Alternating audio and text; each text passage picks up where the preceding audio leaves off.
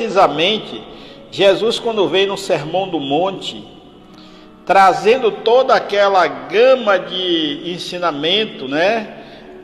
Aquele conforto que ele traz nas bem-aventuranças, chega um momento que ele traz justamente a maneira de orar, como orar. Nós aprendemos, antes de Jesus, a orar adorando uma estátua, adorando às vezes até um animal. Só que ele veio de uma forma interessante e trouxe essa ideia, a ideia da oração. Tem gente que já ora, né? Já tem o hábito da oração, mas tem outros que nem lembra que precisa orar. E aí o evangelho, como é um evangeloterapia, é bom que a gente tenha certeza disso. Então o capítulo ele é muito de conversa, não é um capítulo para a gente falar sozinho, né? Olha o que ele diz aqui, na maneira de orar. O primeiro dever de toda criatura humana, o primeiro ato que deve lhes assinalar o retorno à vida ativa de cada dia é a prece. Olha a recomendação e a observação que é feito aqui nesse capítulo. Que quem faz essa observação é um espírito de Monode, né, que eu não sei o primeiro nome dele aqui, porque está abreviado, de 1862. Ele faz essa recomendação, que seria o primeiro dever nosso, quando abrisse os olhos, seria a prece. Agora vamos falar a verdade. Quem de nós lembra disso? Antes de colocar os pés no chão, lembra de orar? Quem de nós lembra da oração antes de dormir? A maioria de nós, muitas vezes, nem lembramos disso, né? E ele continua. Assinala o retorno, aí o primeiro ato que deve lhe assinalar o retorno à vida ativa de cada dia é a prece. Quase todos vós orais, quem está dizendo é ele, mas com poucos sabem orar. Que importa ao Senhor as frases que ligais maquinalmente umas às outras, porque disso tendes o hábito. É um dever que vos impondes, e como todo dever, vos pesa. Observe, a gente precisa entender que a prece eu já vi pessoas que copiam a prece do outro. Tem o hábito de copiar a prece. Aquelas palavras bonitas, né, que é dita, umas palavras rebuscadas, cheias de enfeite. Não é esse tipo de prece que é escutado por Deus. Não é esse tipo de oração que, segundo ele aqui, Deus ouve. A prece que Deus ouve é justamente aquela prece que vem diretamente do coração, que vem diretamente da alma, do sentimento. A prece do cristão, do espírita, de qualquer culto que seja, deve ser feita desde que o espírito retomou o jugo da carne. Deve se elevar aos pés da majestade divina com humildade, com profundidade, num impulso de gratidão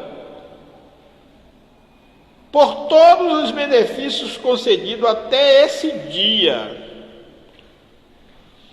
pela noite que se escoou e durante a qual vos foi prometido, embora inconscientemente, retornar junto de vossos amigos. Olha aí a afirmação dele. Junto de vossos amigos, de vossos guias para unir ao contato, mas força e perseverança. Ela deve se elevar humilde aos pés do Senhor, para lhes recomendar a vossa fraqueza. Você já viu que tem pessoas que diz que a gente tem que exigir de Deus que Ele nos ajude? Eu já ouvi gente falar isso. E aqui o que ele está dizendo é que você deve se humilhar a Deus, mas não a humilhação de você se humilhar do jeito que a gente faz, o ser humano humilha o outro. É humilhar de alma, é você perceber que você, de junto de Deus, você é só um objeto de criação. É se humilhar mesmo, você se despir da petulância, da arrogância, da intemperância, para poder pedir mesmo a Ele, se for possível até mesmo chorar, mas não o choro dos crocodilos, é aquele choro que ele percebe que é um sentimento de alma, é o que ele está dizendo aqui. Então, o Sermão do Monte é justamente onde está essa recomendação, para depois a gente voltar para o Evangelho. No Sermão do Monte está lá a recomendação. Jesus diz assim: quando vocês orar, orem assim. Mas eu não sei se vocês já tiveram a oportunidade de observar linha a linha o Pai Nosso, de uma forma muito tranquila. Você lê o Pai Nosso e observar nas entrelinhas o que ele quer dizer. Vamos tentar entender. Não precisamos nem sequer, me parece que é a única oração no universo que todo mundo sabe fazer sem precisar de papel. É a oração no universo. É a oração que todo mundo faz, que não tem distinção de cor, de raça, de religião. Uma certa feita, nós fomos para um sepultamento de um confrade, né, que frequentou aqui a instituição, certa época. E chegamos lá no cemitério Quinta dos Lázaros, estava eu e Tânia Gomes, e aí nós fomos pegos de surpresa, né? Naquele momento fúnebre que tem ali, né? Para vocês verem que até em momento de velório eu também trabalho. Aí nós chegamos lá e a esposa do rapaz que havia falecido, havia desencarnado, chegou do meu lado e de Tânia e fez assim: Lima, você pode dizer algumas palavras, fazer a oração? Eu disse: ui, eu não estava esperando essa. Aí o que foi que eu fiz? Quando eu olhei em volta, me parece que o rapaz ele tinha o hábito da bebida. E todos os colegas dele daquela época estavam ali, colega de copo, todo mundo, né? Tinha na base de eu contei uns 30, e estava todo mundo ali fiéis dentro da sala. Aí eu disse: meu Deus do céu, o que é que eu vou orar aqui para esse povo entender? Eu digo: se eu começar a falar aqui de espiritismo, vai todo mundo correr, porque vai dizer que eu estou trazendo uma doutrina nova e eles não estão entendendo isso. Aí eu digo: só tem uma solução. Eu comecei: Pai nosso que estás no céu. Acreditem vocês, todos eles unanimemente começaram: santificado seja o vosso nome, venha a nós o vosso reino. Todo mundo, depois a gente disse o amém. Eu digo, foi a melhor oração, a melhor prece que nós fizemos nesse dia. Porque o Pai Nosso é uma oração que ele não tem distinção de cor, de raça, de nacionalidade, não tem distinção de nada. Jesus, quando pronunciou o Pai Nosso, me parece que ele sabia que ia ficar fincado na alma da gente. Então, ele tem pontos interessantíssimos. E aí, eu mesmo em particular, gosto mais de orar o Pai Nosso no momento das minhas preces do que ficar falando palavras que ainda não está no meu coração. Entende? Eu gosto mais de fazer o Pai Nosso. Então o Espírito aqui continua: vossa prece deve encerrar o pedido das graças de que tendes necessidade. Quando você for fazer a prece e você for fazer um pedido, você tem que pedir o que você tem necessidade. Ele diz assim: mas uma necessidade real, nada de pedir coisas supérfluas. Aí a gente começa a pedir paciência. Eu fico lhe perguntando, né? Se vocês chegam numa empresa e diz lá assim, eu sou bom de internet ou de computador, o que é que a pessoa lá que está selecionando vai fazer com você quando você disser que você sabe mexer com o computador? Automaticamente ele vai pedir para você sentar na frente do computador e fazer um exercício, não é isso? Aí eu estou orando, fazendo minha prece e peço a Deus paciência. Esse é o primeiro ponto, vamos lá. O que é que Deus vai lhe dar? Vai lhe dar paciência? Ou vai lhe colocar de um local aonde você possa exercitá-la? O que é que vocês acham? Eu pedi paciência. Ele vai me dar paciência ou vai me colocar no lugar onde eu possa exercitar a paciência? O que vocês acham? Outra coisa, outra oração também. Você pede: fecha a minha boca para eu não falar da vida dos outros. Está na sua prece do dia, da noite que você está fazendo, na sua maneira de orar. Ele vai colocar você fora da fofoca ou no meio da fofoca para ver se você para de falar da vida dos outros? O que é que vocês acham?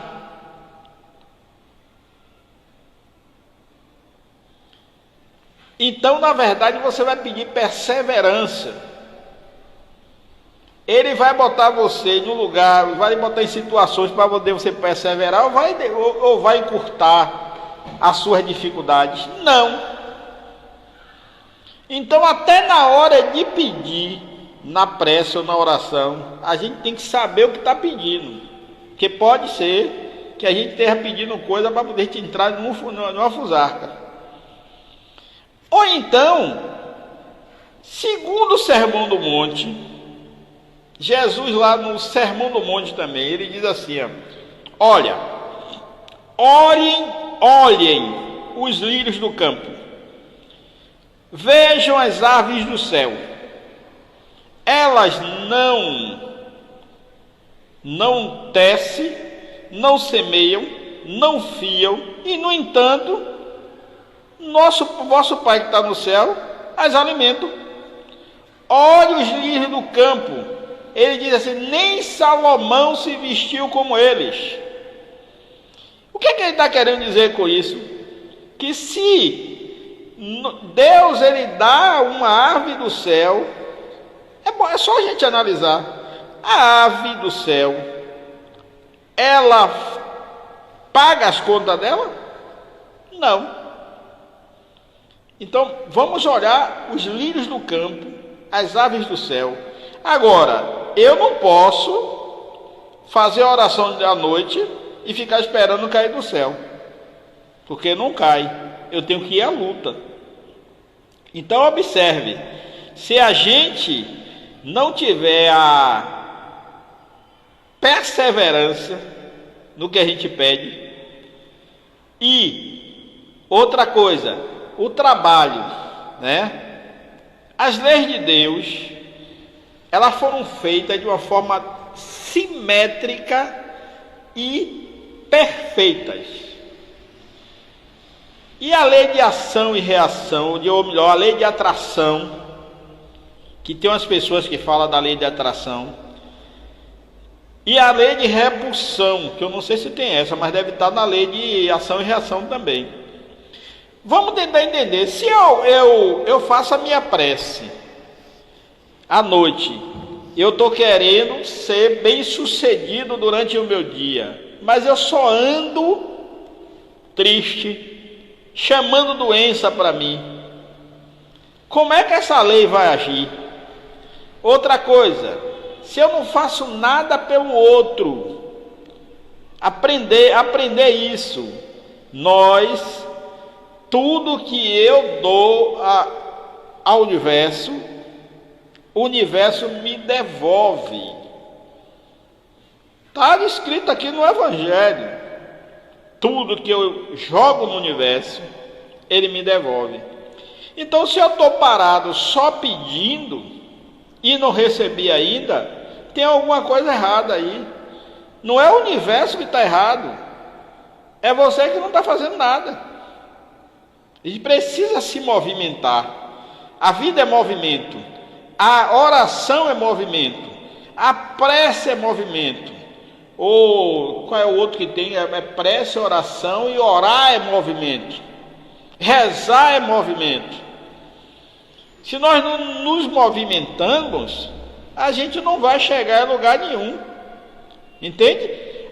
Aí ele continua. E essa questão do pedido, o que pedir a Deus, a gente, se nós formos analisar, a gente deveria agradecer mais do que pedir.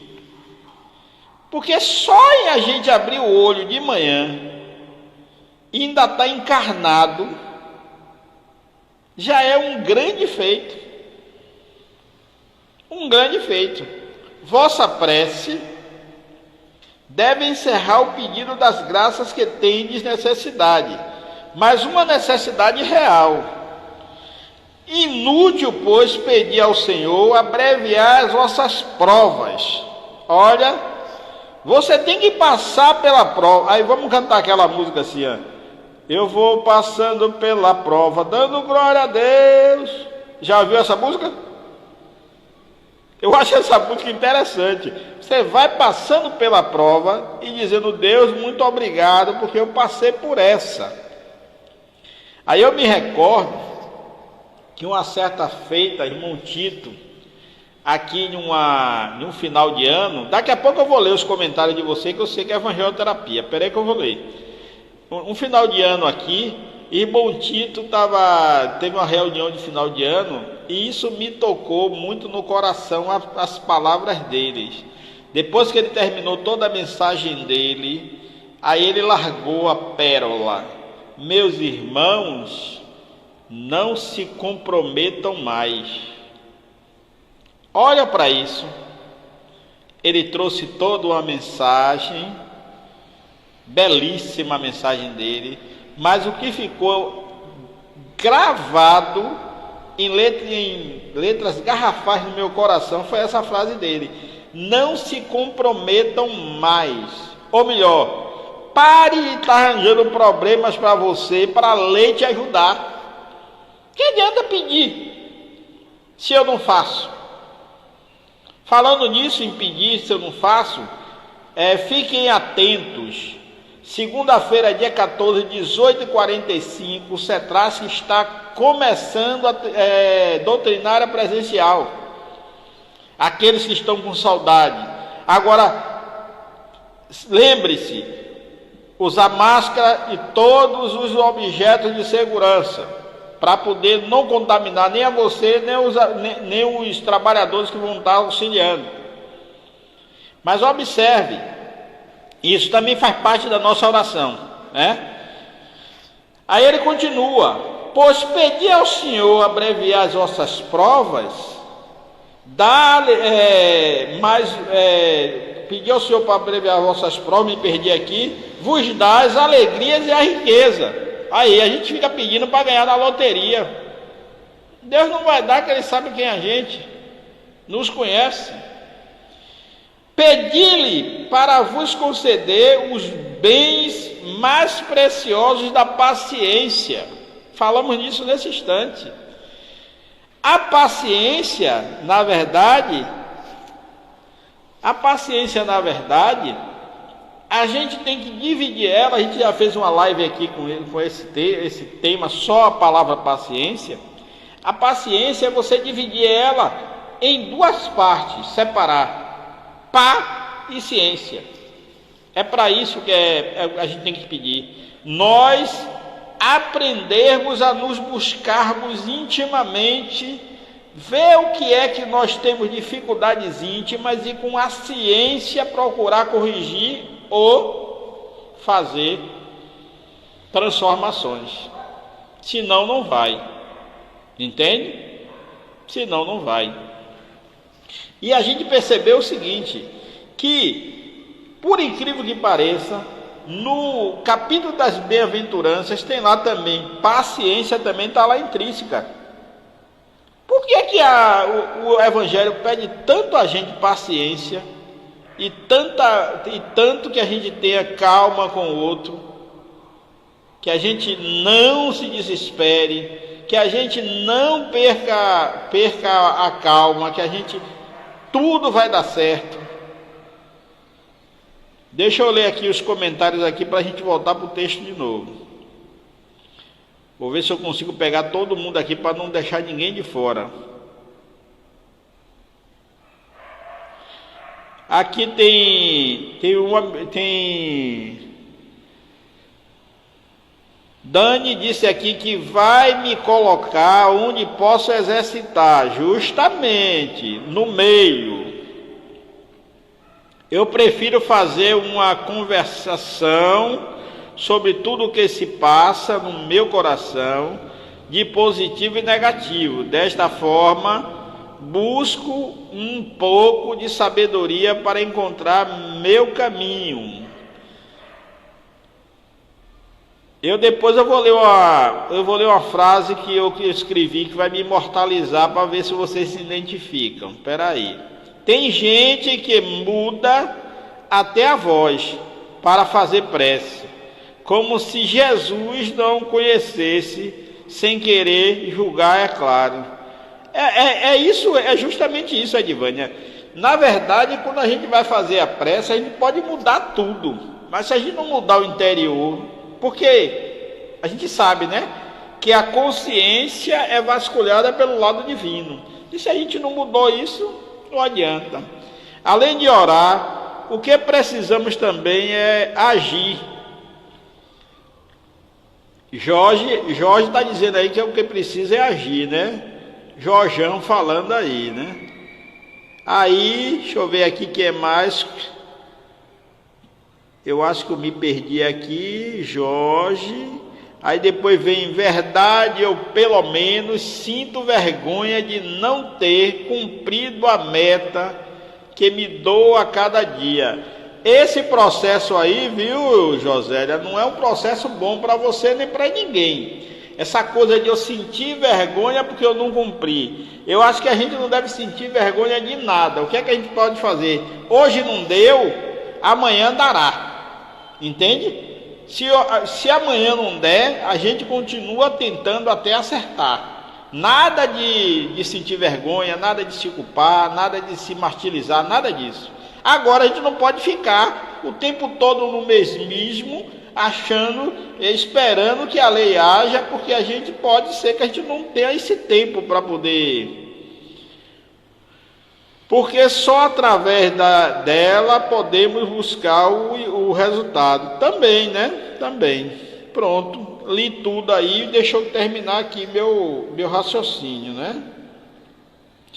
Deus não me atende. Observe, não digas como ocorre a muitos entre vós. Não vale a pena orar, uma vez que Deus não me atende. Fale a verdade, vocês já falaram isso? Já teve a oportunidade de dizer assim, não vou orar hoje, estou com vergonha de Deus, porque Deus não me atende. Já fizeram isso vocês? Quem ainda não fez aí? Nunca disse isso. Quando você percebe que não caiu nada na conta divina. Era justamente nesse momento que nós deveríamos perseverar na oração.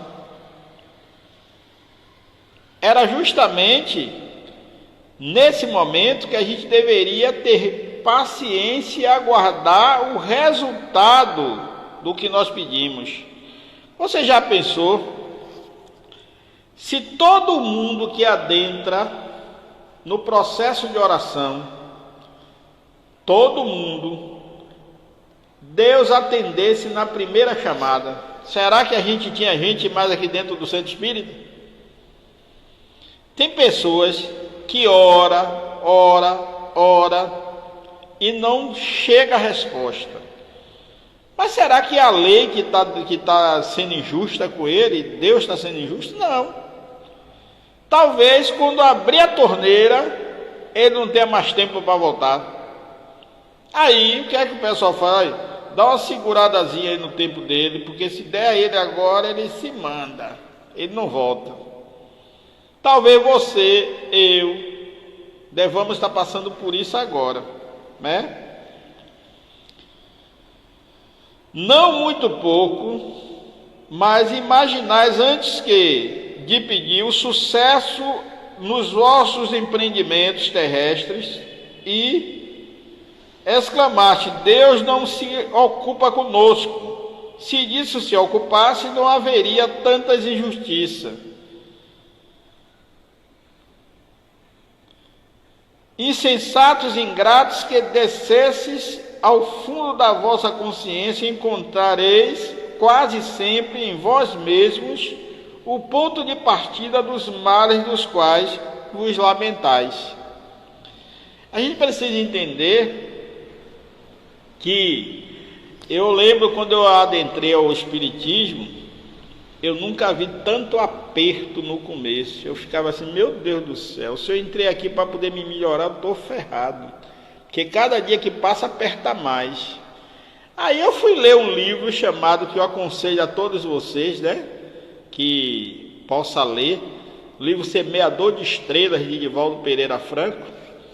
E lá tem uma passagem que Sueli Caldas Gilbert diz, que quando nós começamos no Espiritismo ou na obra divina, na obra espírita, que os espíritos,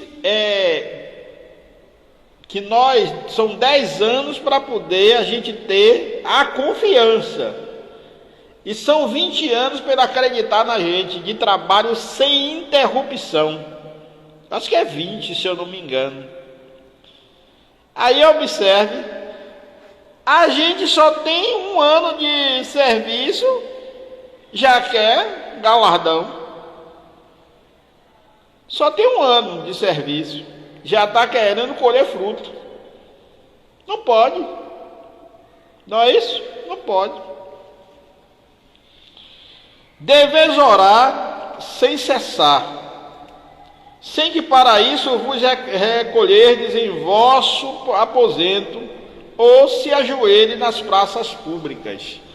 Observe essa parte aqui que eu queria chegar. Nós aprendemos, e isso não é uma inverdade. Quando eu chego logo que eu conheço a religião, eu tenho o hábito de orar sempre. Ou então eu aprendo aquele hábito maquinal. Tenho que botar o copo de água, tenho que botar o livro, a música para iniciar a oração, o evangelho lá, não é assim? Pois é. Mas, porém, quando você já é trabalhador do Cristo, eu estou reforçando trabalhador do Cristo, porque esse momento aqui foi o momento que ele pregou para os discípulos, reforçando a fé deles. Quando você já é trabalhador do Cristo, você tem que orar sempre, orar incessantemente, tem que estar orando.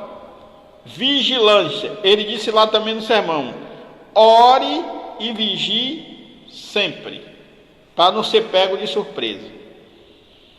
Enquanto a gente está só começando, a gente pode fazer uma vez por semana. Mas a oração, ela deveria ser um hábito nas nossas vidas. Estou na rua caminhando, estou orando.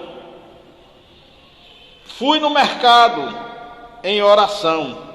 Não essas orações que a gente vê por aí a pessoa falando no meio da rua, gritando, não. Introspectado com o divino, introspectado com Deus. Você está ali, antenado com Ele. Você está no ônibus, em vez de estar pensando que vai entrar alguém para assaltar o ônibus, ou alguém vai lhe pegar, você está ali, intrínseco com Deus, introspectado com Deus, com a oração, pedindo proteção, sem precisar falar nada, só em pensamento. Entende? Só em pensamento. Você vai na rua andando, em pensamento, orando. Eu sei que ainda é uma exigência nossa que não é fácil para todo mundo, porque a gente não tem o hábito de orar. A gente não tem o hábito de andar em oração, mas seria o ideal nosso que nós tivéssemos esse hábito, ainda mais num mundo que a gente está hoje de diversidade, aonde a violência está assolando, aonde a incúria, a maledicência dos outros está assolando. Às vezes você tem que estar em oração para poder não ser até enredado por determinadas coisas. E não é fácil estar nesse estágio. Você está no seu carro, dirigindo. Mas eu vou ter que botar uma musiquinha. Não precisa nada disso. Você se introspecta na oração. Aí às vezes pode ser até que você encontre uma contenda no trânsito. Se você estiver vigilante na oração, a pessoa nem te enxerga, porque ela não vai lhe ver. Entende? Então, ele coloca aqui interessante, orar sem cessar, sem para isso vos recolherdes em vossos aposentos. A recomendação para o religioso espírita é oração sempre. Aliás, o religioso espírita não, o religioso de um modo geral, é andar vigilante na prece e na oração. Lima, mas eu estou na rua, daqui a pouco eu começo a sentir medo. Não deveria estar sentindo, deveria estar em prece.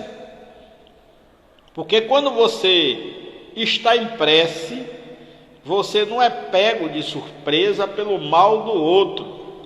Lembremos, tudo é vibração. A gente está falando de vibração nesse instante. Tudo é vibração. Aonde o seu pensamento está, segundo Mahatma Gandhi, lá tu estarás. Aí Gandhi diz assim, é por isso que eu estou trazendo ele, porque ele disse assim, se todos os livros sacros da humanidade se perdessem, e só sobrasse o Sermão do Monte, a humanidade não estaria perdida. E aí ele vem e reforça na frase dele: o que pensais, passais a ser. Pense o que é isso aí. Eu penso, me parece que quem falou isso foi Lavoisier. Logo existe. Gandhi vem, pensa, passa a ser. Então, se eu pensar bem, eu vou viver bem. Se eu vibrar bem, eu vou estar bem. Entende? Vou estar sempre bem. Sempre bem. Não vou dizer a você que a gente de vez em quando não vai ter umas intemperâncias no meio do caminho, mas quando você tiver com as suas intemperâncias, daqui a pouco você volta para o foco na oração. Ninguém vai ficar 100%, porque nós ainda somos espíritos em evolução. Mas vamos observar, principalmente quem é trabalhador, aqueles que querem servir a Jesus, tem que estar em vigilância, porque a gente não sabe quando o mal vai levantar-se contra nós. A gente precisa estar vigilante, vigiar sempre. E ele continua aqui: olhe, Pai, sem para isso vos recolherdes em vosso aposento, ou se ajoelhar nas praças públicas, a prece diária é o cumprimento dos vossos deveres. Observe, se eu cumpro com a minha obrigação e com o meu dever, eu não usurpo nada de ninguém, eu sou justo com o outro, eu tenho a capacidade de deixar o outro, não molestar o outro. A lei me protege, isso é uma prece. Isso é uma prece. Agora, se eu, na sua frente, sou um anjo de candura, e por trás de você sou uma peste ruim, isso me leva para o Calvário. É o que ele está dizendo aqui.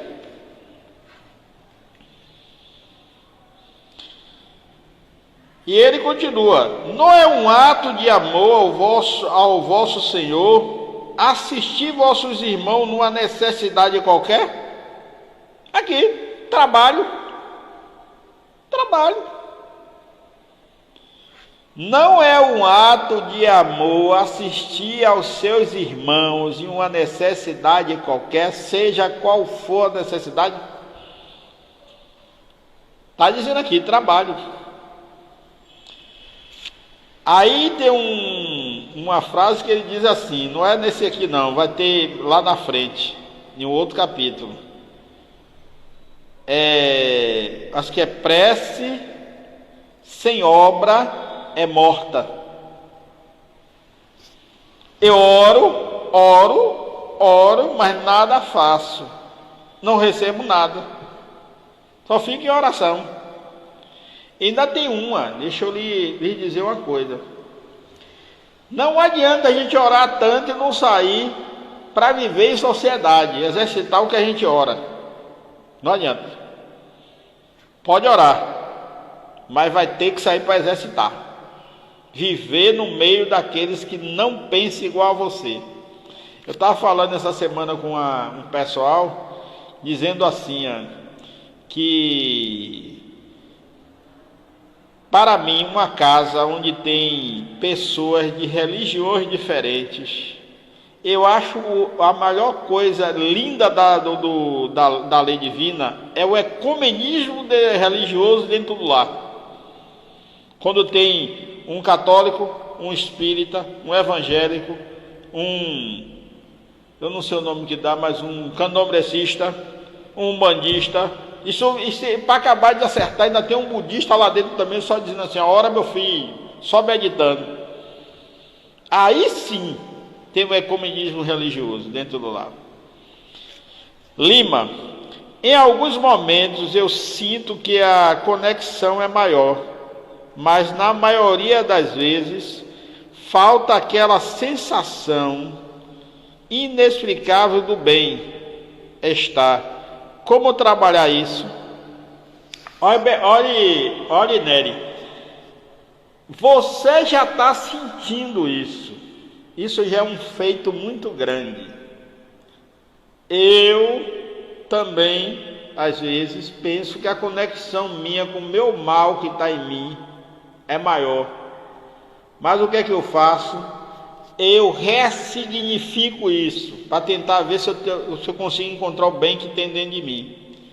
Só o fato de a gente já estar percebendo que estamos conectados com algo divino, com um movimento do bem, isso já é um grande feito.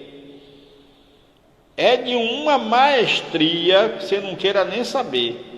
Quantas pessoas tem no mundo ainda que ainda não despertaram para essa realidade do divino?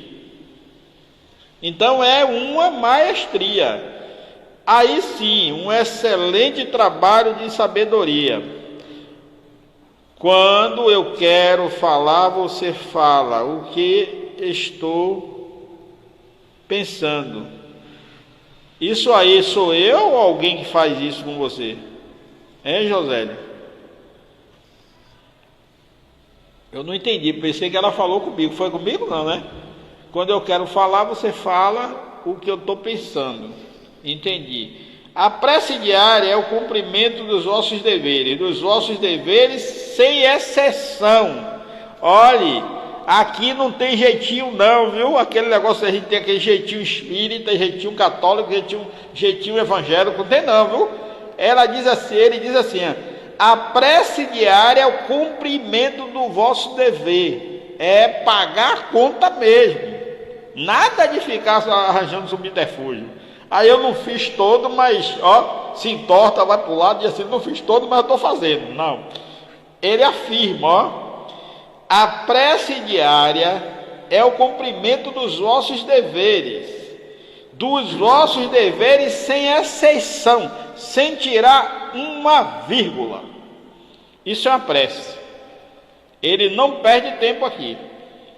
De qualquer natureza que eles sejam, não é um ato de amor ao vosso Senhor assistir vossos irmãos numa necessidade qualquer, moral ou física. Observe, ele fala, você assistir seu irmão numa necessidade moral ou física. Não disse só que a necessidade física você dá a esmola, você dá o alimento, você dá a roupa. A necessidade moral, sabe qual é a necessidade moral? A pessoa está passando por dificuldades e você ouvir e consolar. Às vezes você está passando pelas mesmas coisas, mas aí aparece alguém que está, vamos dizer assim, pior do que você, e você tem que consolar. E ainda vou lhes dar uma informação. Observe a partir de hoje na sua oração, quem já passou por qualquer dificuldade íntima aí, quem já passou, se depois que você sai daquela dor, se não aparece alguém pedindo a você consolo naquilo que você experienciou, se não aparece alguém, você passou pela dor, vamos lá, você passou pela dor da separação, sofreu, quase que se matar, tirar a vida, ficou em depressão, ficou todo acabado.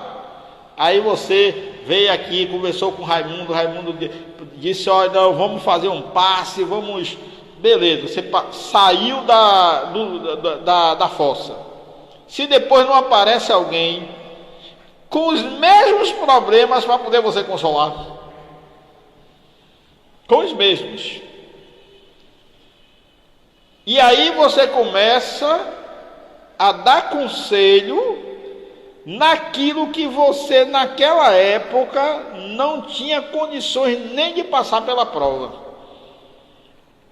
Aí a gente vê o que ele está falando aqui dessa questão da moral ou do físico, que nós passamos pela prova ou pelas experiências terrenas, porque com certeza amanhã nós vamos ter que levantar alguém que está precisando. Cabe a cada um de nós aproveitar essa experiência, aprender com ela e se preparar para ajudar alguém.